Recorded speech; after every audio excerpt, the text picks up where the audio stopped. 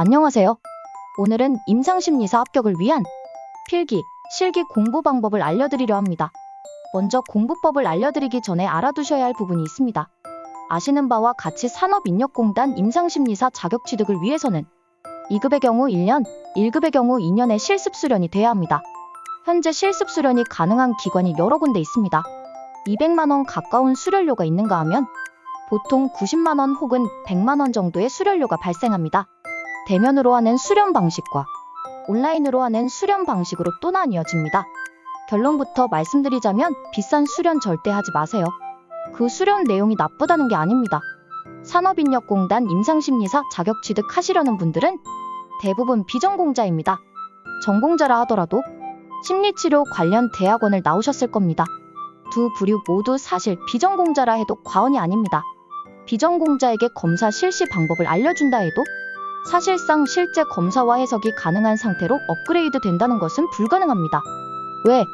임상심리사 관련 개념도 없는 분들에게 검사에 대한 실시와 해석을 알려준다고 그걸 바로 적용할 수 있는 사람은 세상에 존재하지 않습니다. 그래서 저는 늘 말씀드리는 순서가 있습니다. 먼저 자격 취득을 위해 시험부터 합격해라. 이유는 공부하는 과정을 통해 임상심리사 관련 개념이 정리가 될 것이기 때문입니다. 그리고 자신에게 실제적으로 필요할 때 관련 워크숍을 받으시면 됩니다.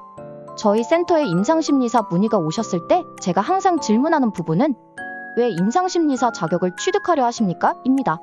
대부분 임상심리사로서 온전하게 활동을 하려는 분들보다는 사회복지사, 청소년 상담사, 직업상담사, 미술치료사 등등 원래 직업이 있으시고 추가 보완적으로 본 자격을 취득하여 자신의 커리어를 높이려는 분들입니다.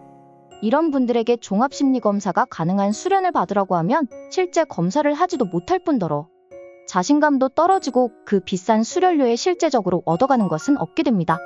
임상심리사 필기, 실기 기출문제를 보셨으면 아실 겁니다.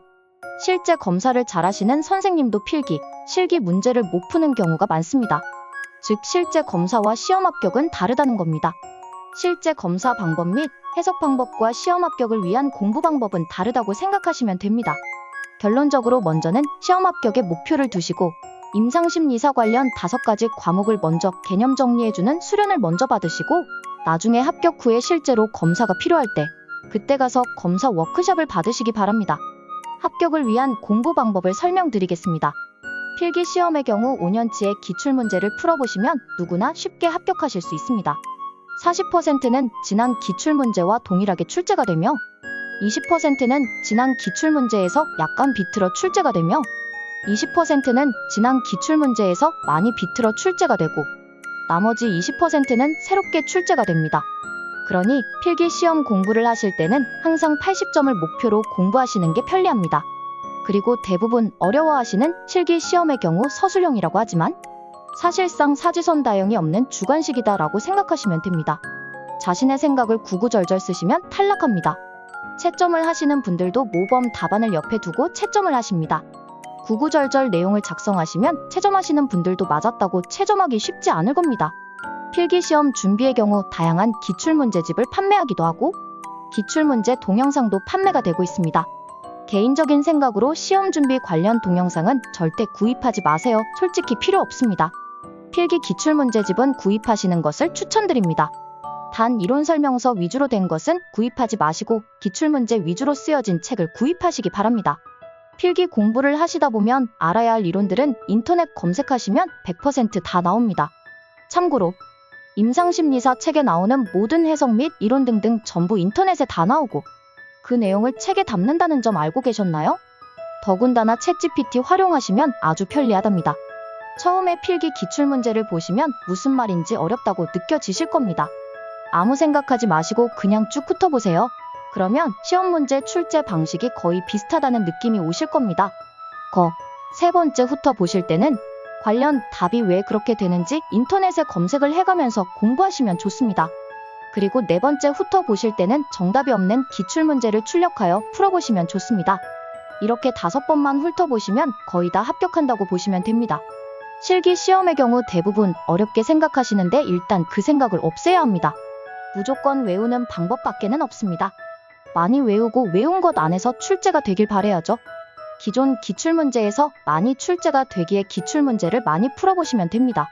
외워서 스스로 술술 적혀 나갈 정도로 반복하시면 쉽게 합격이 가능합니다. 공부 방법 쉽죠? 기출문제집 추천의 경우 저는 시대고시, 나눔북 책을 추천드립니다. 가장 심플하면서 편안하게 볼 수 있도록 나와 있더라고요. 나머지 책은 추천하지 않습니다. 다시 한번 정리해드릴게요. 임상심리사 실습 수련은 실제 검사 실시 방법을 배우는 수련은 하지 마세요. 개념 정리가 되는 수련이 더욱 좋습니다. 나중에 실제 검사가 필요할 때 자격 취득 후 워크숍을 받으세요. 필기시험은 기출문제 5년치 위주로 5번 반복하여 풀어보면 누구나 합격합니다. 실기의 경우 외우는 방법밖에 없습니다. 이때 개념 정리 없이 외우려고 하면 외국어를 뜻도 모르고 외우는 것과 같은 일이 발생하기에 개념 정리 수련을 받으시라는 겁니다.